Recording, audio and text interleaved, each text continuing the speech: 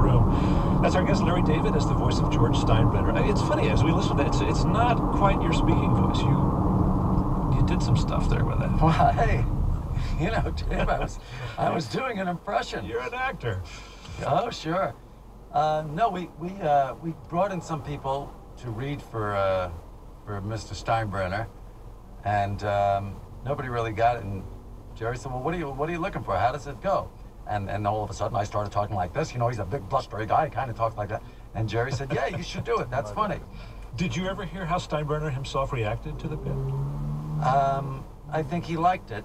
Steinbrenner was unfamiliar with the show. His grandchildren watched it, and his grandchildren talked him into letting us use his name. The last episode, I think, of the '96 season, we came up with the idea to actually fly him in and put him on the show. Because up to that point, we'd only been seeing the back of his head and I was doing his voice. And then we thought it would be fun if he actually made a real appearance. So we called him up and he said, yeah, he would do it.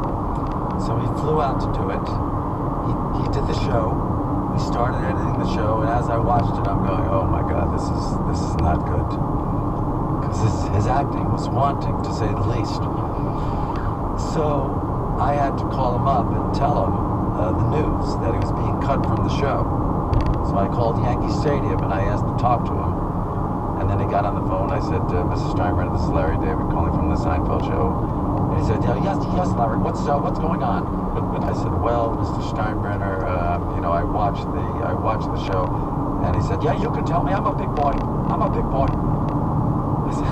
I said, well, it's not working. We have to cut you from the show. And he was actually okay with it. We're speaking with Larry David. We'll continue our conversation in a moment. This is Fresh Air.